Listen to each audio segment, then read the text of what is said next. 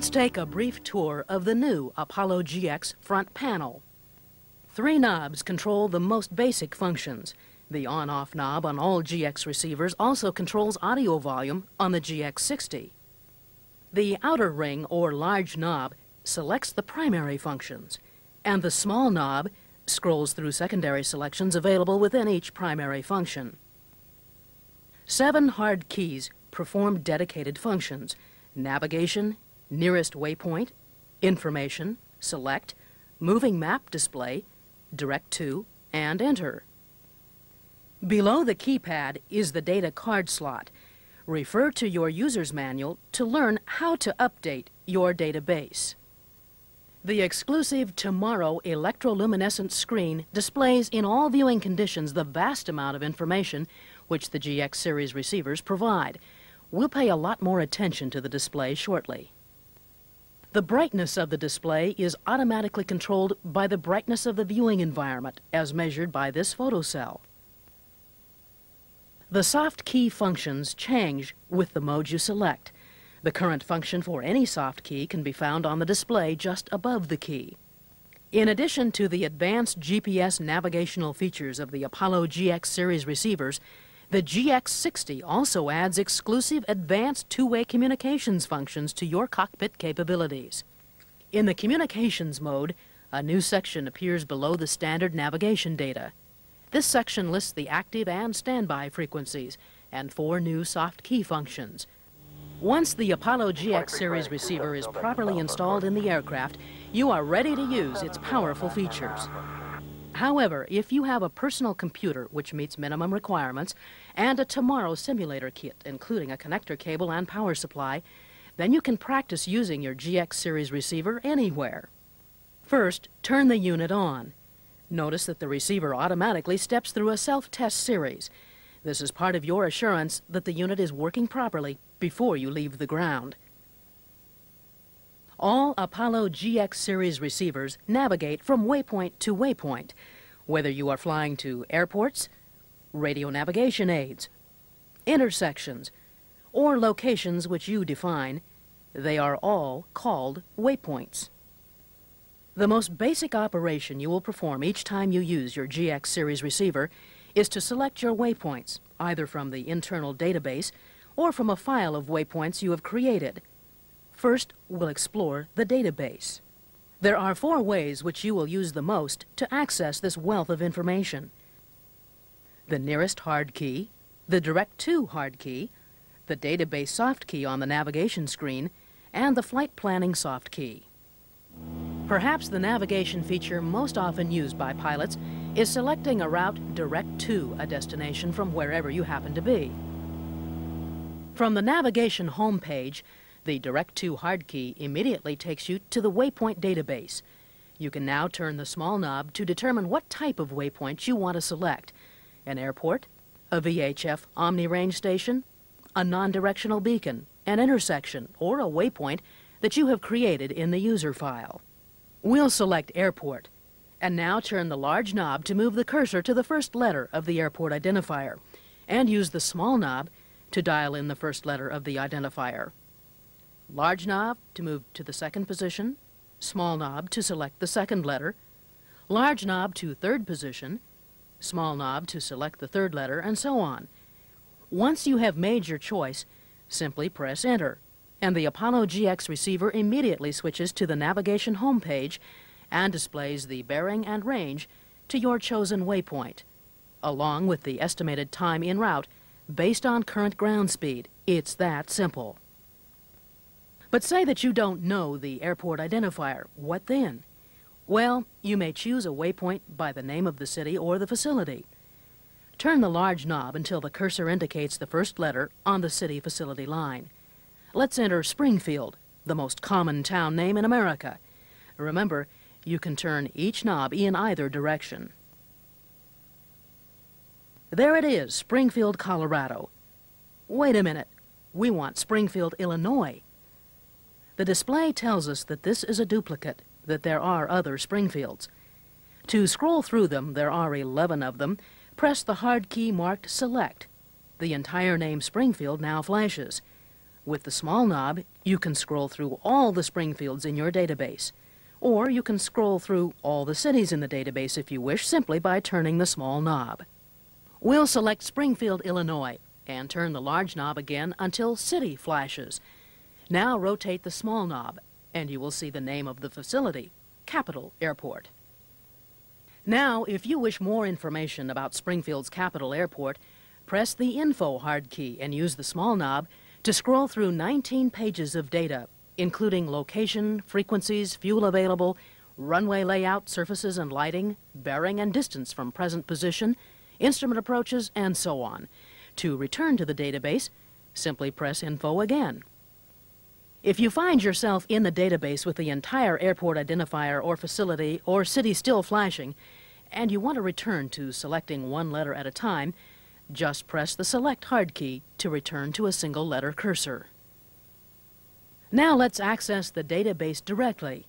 From the navigation home page, press the Database soft key and, if necessary, turn the large knob to the Access Database page, then Enter.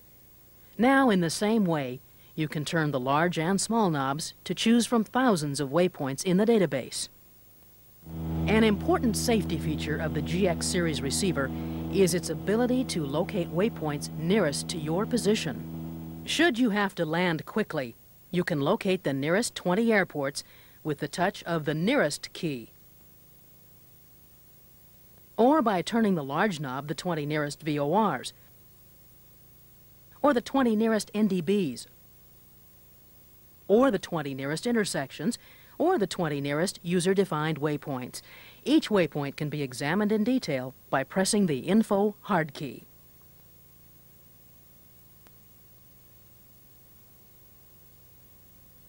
You may also set the criteria for which airports to choose. For example, if you fly a high-performance jet aircraft, you may want to screen out all airports which do not have a paved runway of at least 5,000 feet. Check your manual to see how to set selection criteria for nearest waypoints. If you would like to use one of the nearest waypoints as a new destination, select the waypoint you want, press the Direct to hard key, followed by Enter. That waypoint now becomes your destination, and immediately all of the navigation information is updated accordingly. Nearest is a very versatile tool beyond its emergency advantages. For instance, it can serve a variety of normal daily needs, such as reporting your position to air traffic control. So keep it in mind when you want to find any nearby waypoint quickly. While you're in this mode, if you turn the large knob far enough, you will find a page called Choose Waypoint to Search Around. Press Enter, and again you will be in the database. Next, choose a waypoint of any kind anywhere in the database which you'd like to search around, and press Enter again. Now you can find the 20 airports, VORs, NDBs, intersections, or user waypoints nearest to the waypoint you chose. So, if you know you want to go to Racine, Wisconsin, but don't know the names or identifiers of the local airports or nav aids, use the Nearest Search Around feature to find out all about the Racine area. For most purposes, you will select waypoints from the thousands offered in the internal upgradable Jeppesen database. However, if you wish, you may create and store up to 500 of your own waypoints. Here's how. Start at the navigation home page and press the Database soft key. Now rotate the large knob if necessary until you find the Create User Waypoint screen. Then Enter. Now use the large and small knobs to choose a waypoint number, location by latitude and longitude, and an altitude.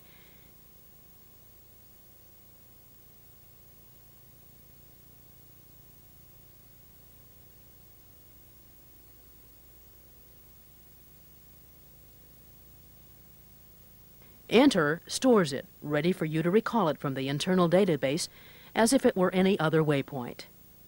So far, you've seen how to access the database through the Direct to hard key, the Nearest hard key, and the Database soft key, and how to create and recall your own waypoints.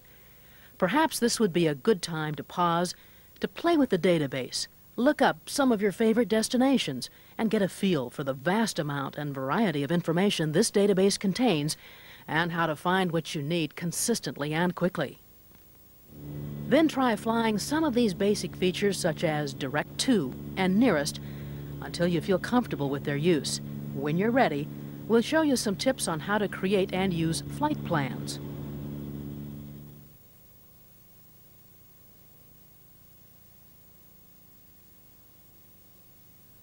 Once you have mastered selecting a waypoint, you can begin using the Apollo GX receiver to give you a wealth of flight information quickly and accurately.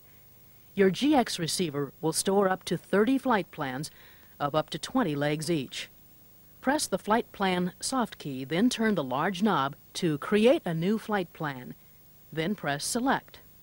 You may choose up to 8 characters in your flight plan's name, including numbers, uppercase letters, and spaces.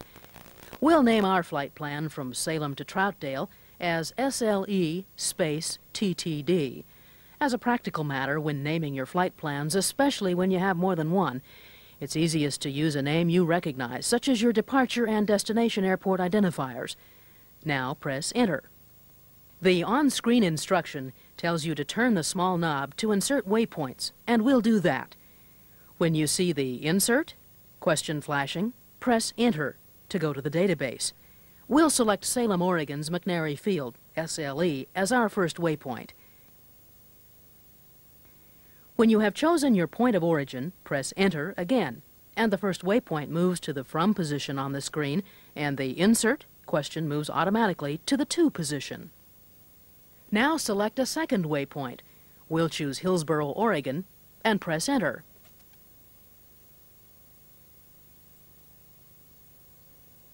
Hillsboro now becomes the From waypoint, and you may now add a third waypoint in the To position. We'll select Troutdale, Oregon as our destination and press Select to end the flight plan.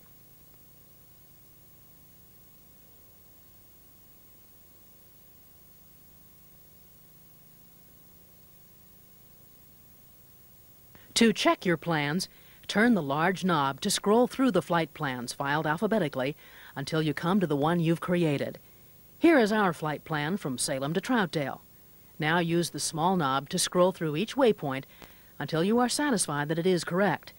If you find you've made an error, simply push Select and follow the instructions on the screen to change, insert, or delete a leg or a waypoint.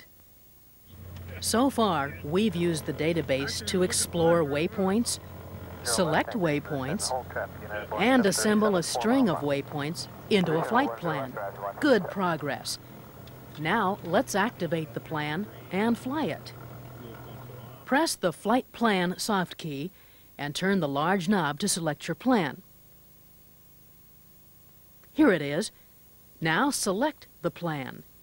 When you turn the small knob, you will see that you can do 9 distinct operations with the plan you've created, including activating the selected plan, automatically reverse activating the waypoints for the return trip, deleting, renaming, or copying the plan, clearing the waypoints so you can use the same name for a new plan, reversing the waypoint sequence, and estimating ground speed or fuel flow based on current speed and consumption. We'll choose Activate by pressing Enter, which transfers the plan to the active mode. Now, pressing the Navigate hard key will set up the plan for your flight. Intuitive and straightforward. Incidentally, the navigation function is always at work in the background, even when you have other functions in use and other displays on the screen.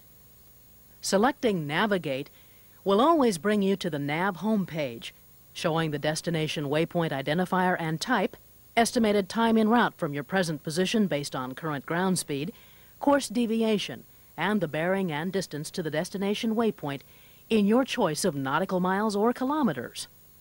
The triangle pointing up indicates that the destination is ahead of you, and down means it is behind you. If the GPS sensor is not sending a valid position signal, the CDI will show Nav Flagged. Notice the diamond in the lower right corner of the display. Anytime the diamond is present, more pages of information are available by turning the small knob. Now press the Map hard key for a graphic presentation of your flight progress.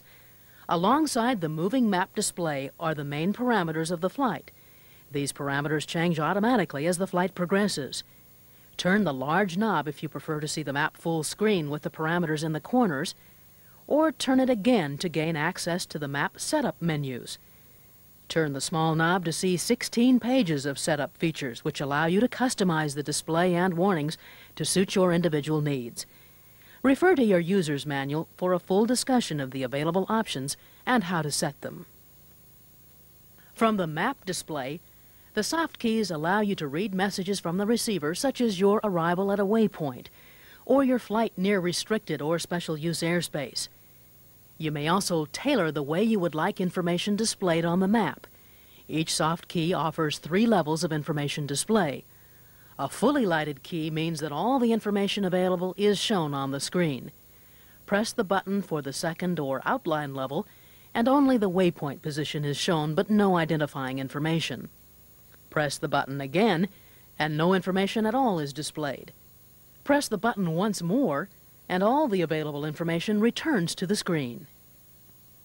IFR pilots know their minimum safe altitudes because they're marked on the IFR en route charts. But VFR charts do not have these figures.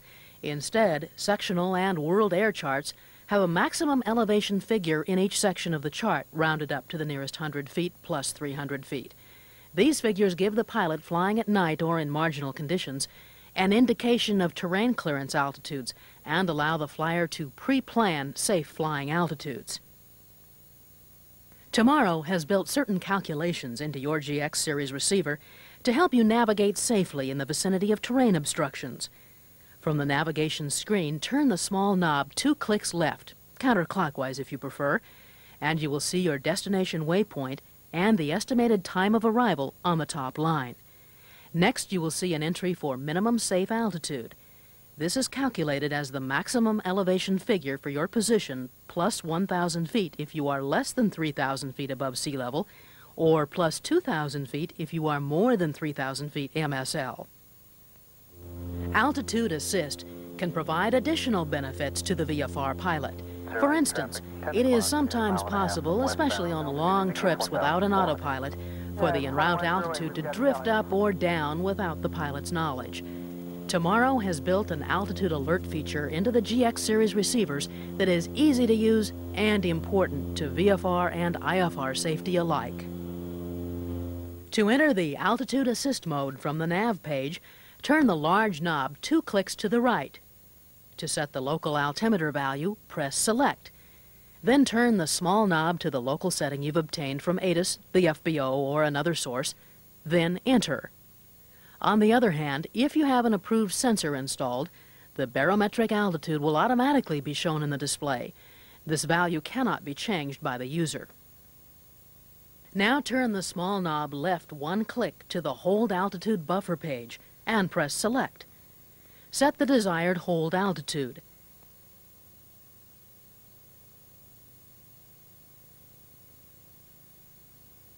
Turn the large knob and adjust the buffer amount with the small knob. Then Enter. Press Enter again. Now, as you fly along at 4,000 feet, whenever you exceed the buffer, that is, when you fly more than 50 feet above or below your hold altitude, the GX receiver's annunciator system will alert you to your drift. To disable the hold altitude feature, press Enter again. Altitude Assist offers several other functions which can be helpful on a VFR cross-country flight. For a thorough discussion of how to apply these features, see your user's manual under Altitude Assist. Before we turn to instrument flying, let's look at one more feature of the Apollo GX series receivers that VFR pilots may find useful. During VFR flights, it's the pilot's responsibility to remain outside of special use airspace until a flight controller approves entry. The GX series receivers can help you steer an arc around any area to avoid, such as restricted airspace and terrain hazards. From the nav homepage, turn the large knob 2 clicks left to Arc Assist. This page shows that a left arc has been described around Hillsborough Airport, which will take us around the right side of the airport. If we wish to circle around the left side of the airport, we would turn the small knob to select a right arc. In our case, we will fly a left arc, so the GX receiver instructs us to fly a no-wind ground track when we are ready. You must compensate yourself for any winds to maintain the desired ground track. Hillsboro has a 5 nautical mile ring, so we'll begin turning at 5 miles out. The Arc Assist feature will help us track the arc and update the course to steer to maintain that distance from the airport. This will be very useful in avoiding danger areas and in making certain instrument approaches. From the Arc Assist page, Select will take you to a second page which allows you to change the reference waypoint.